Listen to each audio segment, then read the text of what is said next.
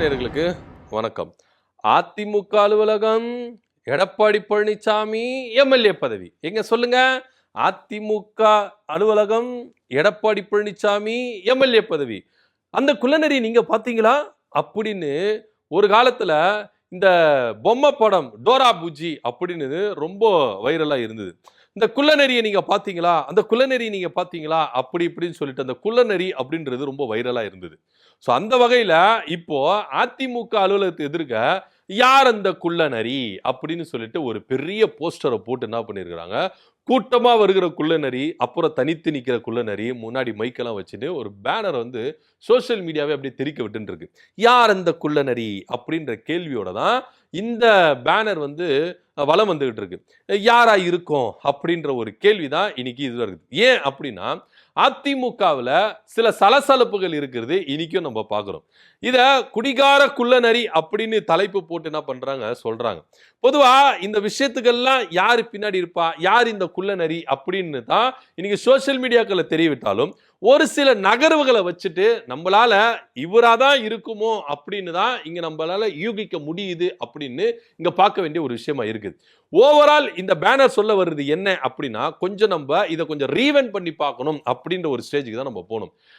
தேர்தல் முடிஞ்ச பிறகு ரிசல்ட்டுக்காக வெயிட் பண்ணிட்டு இருக்காங்க. தமிழ்நாடே அசந்து போற அளவுக்கு இங்க அப்படியே டோட்டலா எல்லாமே சேஞ்ச் ஆகுது. தாவேகா முதல் இடத்துல வராங்க, திமுக 2வது இடத்துல, அதிமுக 3ஆம் இடத்துல வருது. தாவேகாவுக்கு பெரும்பான்மை கிடைக்காத பட்சத்துல யார் இவங்க கூட சேர்ந்து ஆட்சி அமைக்க போறா, இவங்களுக்கு யார் சப்போர்ட் பண்ண போறா அப்படின்னு பேசப்படும் போது அதிமுக தான் கம்பல்சரி இது இவங்க கூட கூட்டணி வைக்க போறாங்க அப்படின்னு பேசப்பட்டிருந்தது. இன்னும் சொல்ல போனா பாஜக தலைமையும் இத முன்னின்று நடத்துனாங்க அப்படின்னு தான் சொல்லப்படுது. ஏன் அப்படின்னா, ஒருவேளை பாஜக 28 இடங்களை நின்று அவங்க இரட்டை இலக்குல ஜெயிச்சிருந்தாங்கன்னா கன்ஃபார்மா எடப்பாடி பழனிசாமியை கழட்டி விட்டுட்டு தாவேகா கூட கூட்டணி வச்சிருப்பாங்க, எப்படியாவது வச்சிருப்பாங்க. ஆனா பாஜகவுக்கு ஒரே ஒரு தொகுதி தான் இருந்தது. இப்போ இவங்க என்ன பண்ணணும் அப்படின்னு பாத்தீங்கன்னா, எடப்பாடி பழனிசாமி அதாவது தேசிய ஜனநாயக கூட்டணியில் அங்க வைக்கிற அதிமுக உதவியோட தாவேகா கூட்டணி வைக்கலாம் அப்படின்னு பின்புலத்துல பேசப்பட்டதாக ஒரு தகவல் இருந்தது. சோ இதுக்கு எடப்பாடி பழனிசாமி தான் அப்படியெல்லாம் என்னால முடியாது, விஜய் கூட எல்லாம் சேர்ந்து என்னால ஆட்சி அமைக்க முடியாது, அவருக்கு கீழே இருந்து என்னால செயல்பட முடியாது அப்படின்னு ஒத்த காலில் நின்னாராம். அதனால பாஜக இதுல கொஞ்சம் சைலண்ட் ஆயிட்டாங்க. சரி ஓகே, எடப்பாடி பழனிசாமி என்ன முடிவு எடுக்கிறாரோ அதுக்கு சம்மதிக்கலாம் அப்படின்னு சொல்லிட்டு பாஜக கொஞ்சம் சைலண்டா இருந்தா ஒரு பேச்சு. ஆனா இந்த பக்கம் யாரும் எதிர்பார்க்காத அளவுக்கு சி.வி. சண்முகம், எஸ்.பி. வேலுமணி அந்த டீம் வந்து என்ன பண்ணாங்கன்னா, கிட்டத்தட்ட 25 எம்எல்ஏக்கள் என்ன பண்ணாங்க, தாவேகாவுக்கு ஆதரவு அப்படின்ற ஒரு நிலைப்பாடுல இருக்கிறாங்க. நம்பிக்கை வாக்கெடுப்புல கூட தாவேகாவுக்கு எதிராக வாக்களிக்கணும் அப்படின்னு சொல்லிட்டு கொறடா அவர்கள் சொன்னது மீறி, எடப்பாடி பழனிசாமி சொன்னது மீறி இந்த 25 எம்எல்ஏக்கள் என்ன பண்றாங்க, ஆதரவு அப்படின்ற ஒரு நிலைப்பாட்டுல இருக்கிறாங்க. இதுக்கு முழுக்க முழுக்க பின்னாடி சில பல விஷயங்கள் நடந்திருக்குது அப்படின்னு வச்சுக்கிட்டா கூட, ஆனா எடப்பாடி பழனிசாமி கராரா இருந்தாரா, வேண்டாம், ஒருவேளை எடப்பாடி பழனிசாமி இங்க அவங்க கூட கூட்டணி வச்சிருந்தாங்கன்னா அதிமுக தாவேகா கூட்டணி அப்படின்னு இங்க இருந்தது எப்படி மாறி இருக்கும் களம் அப்படின்றதெல்லாம் இங்க நம்ம வேற விஷயம் வச்சுங்களேன். ஆனா யாரும் எதிர்பார்க்காத அளவுக்கு தாவேகா அதிமுகவுடைய உதவி எதிர்பார்க்கவே இல்லை. மாறா என்ன பண்ணாங்க அப்படின்னா, திமுக கூட்டணி கட்சியில் இருக்கிற விசிக, இடதுசாரிகள், ஐயுஎல் போன்ற கட்சிகள் என்ன பண்ணாங்க, தான் பக்கம் இழுத்தாங்க. ஸோ இழுத்து ஆட்சி அமைச்சுட்டு இருக்காங்க. ரொம்ப சூப்பராகவே ஆட்சி அமைச்சு போயிட்டு இருக்குது அப்படின்னு தான் பார்க்கணும். ஸ்மூத்தா போயிட்டு இருக்குதுன்னு வச்சுக்கோங்களேன். இப்போ அதிமுகவில் திடீர்னு ஒரு அந்தர்பல்ட்டி அடிக்கிறாங்க. என்ன அப்படின்னு பார்த்தீங்கன்னா, எடப்பாடி பழனிசாமிக்கு எதிராக போர்க்கொடி தூக்குறாங்க. இந்த சி.வி. சண்முகம் அவர்கள், எஸ்.பி. வேலுமணி போன்றவர்கள் கிட்டத்தட்ட 25 பேர்கள் என்ன பண்றாங்கன்னா, எடப்பாடி பழனிசாமிக்கு எதிராக போர்க்கொடி தூக்குறாங்க. ஸோ எடப்பாடி பழனிசாமியை பொதுச் செயலாளர் பதவியிலிருந்து நீக்கணும், பொதுக்குழு கூட்டணும் அப்படி இப்படின்னு சொல்லிட்டு நிர்பந்தம் வைக்கிறாங்க. ஆனா எடப்பாடி பழனிசாமி அதிரடியா ஒரு முடிவு இருக்கிறாரு. எனக்கே நீங்க வந்து ஆப் வைக்கிறீங்களா, நானே பல பேரை காலை வாரி விட்டு துரோகம் பண்ணிட்டு இந்த இடத்துல வந்து ஸ்ட்ராங்கா உட்காந்துருக்கேன், எனக்கு நீங்க வேலை கிடைக்கிறீங்களா, எனக்கு விபூதி அடிக்க பாக்குறீங்களா அப்படின்னு சொல்லிட்டு உடனே எடுத்தாரு பாருங்க. எல்லாருடைய மாவட்ட செயலாளர் பதவியும் தூக்குங்க, அவங்க நார்மலா அடிப்படை உறுப்பினர், அவ்வளவுதான்.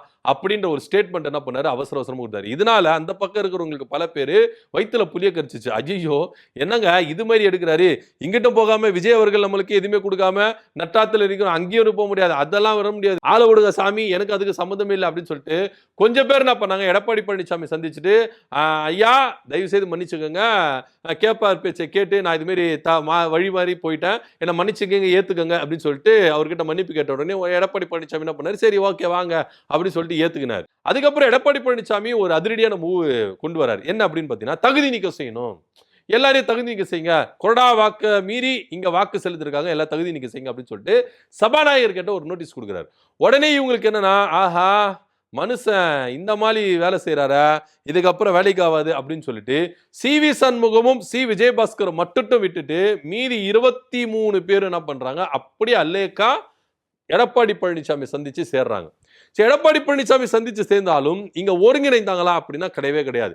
ஏன்னா எடப்பாடி பழனிசாமி ரொம்ப கராரா இருக்கிறாரு, உங்க பதவி பறிக்கப்பட்டது தான், திருப்பி எனக்கு எப்போ மனசு மாறி உங்களுக்கு பதவி கொடுக்கணும், உங்க மேல நம்பிக்கை வந்து பதவி கொடுக்கணுமோ அப்ப கொடுக்குறேன், அது வரைக்கும் சும்மா இருங்க அப்படின்னு சொல்லிட்டு என்ன பண்ணிட்டாரு சொல்லிட்டாரு.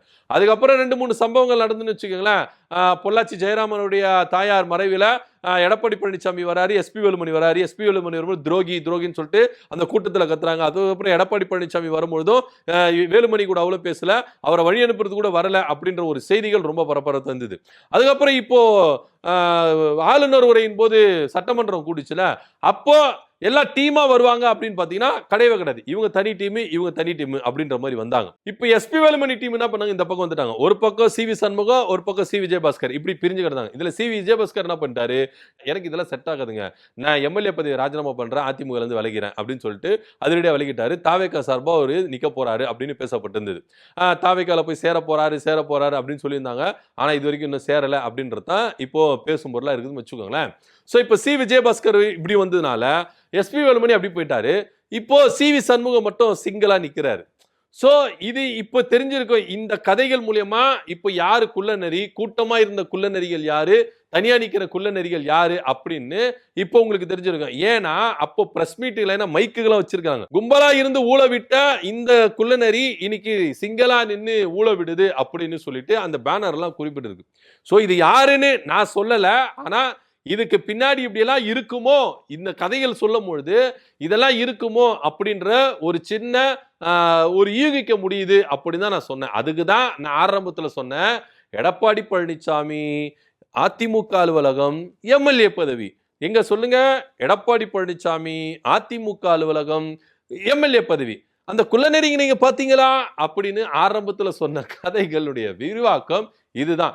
இப்போ உங்களுக்கு தெரிஞ்சிருக்கும் யார் அந்த குள்ளநெறி அப்படின்னு. இது அதிமுக அலுவலகத்துல எடப்பாடி பழனிசாமி வருகிறார், அதாவது நாகை மயிலாடுதுறை மாவட்ட செயலாளர் கூட்டம் வரும்பொழுது அதிமுக அலுவலகத்துக்கு எதிர்த்தாப்புலயே பெரிய பேனரா போட்டு என்ன பண்ணிருக்காங்க, இதை வந்து என்ன பண்ணிருக்காங்க செஞ்சிருக்காங்க. சோ இது யாரு செஞ்சா யாரு செய்யல அப்படின்ற பட்சத்துல எல்லாருடைய அட்ராக்டும் அந்த குள்ளநெறி மேலதான் இருந்தது. ஏன்னா போஸ்டரே நீங்க எடுத்து பாத்தீங்கன்னா அந்த குள்ளநெறி தான் ரொம்ப ஹைலைட்டா இருந்தது. சோ எடப்பாடி பழனிசாமி சிங்க மாதிரி நிக்கிறாரு, இந்த குள்ளநெறி கூட்டம் வந்து சிங்கத்தை பார்த்து ஓலமிடுது, அதுக்கப்புறம் கூட்டம்லாம் கலைஞ்சு போயிட்டு ஒரே ஒரு குள்ளநெறி மட்டும் வந்து இப்ப வந்து கத்தின்னு இருக்குது அப்படின்னு சொல்லிட்டு எடப்பாடி பழனிசாமி சிங்கம் அப்படின்ற மாதிரியும், நான் முதல்ல சொன்ன மாதிரி குள்ளநெறி கூட்டம் தனியா நிக்குது அப்படின்ற மாதிரி இவங்க சித்தரிச்சு சொல்றாங்க. சோ இந்த கதைகள் மூலியமா குள்ளநெறிகள் யாரா இருப்பாங்க, கும்பலா இருந்த குள்ளநெறிகள் யாரு, தனியா நிக்கிற குள்ளநெறிகள் யாரு அப்படின்னு நம்மளால யூகிக்க தான் முடியும். பட் ஆனா உங்களுக்கு தெரியும் நினைக்கிறேன் யார் இந்த குள்ளநெறி அப்படின்றத கீழே கமெண்ட் பண்ணுங்க. நன்றி, வணக்கம்.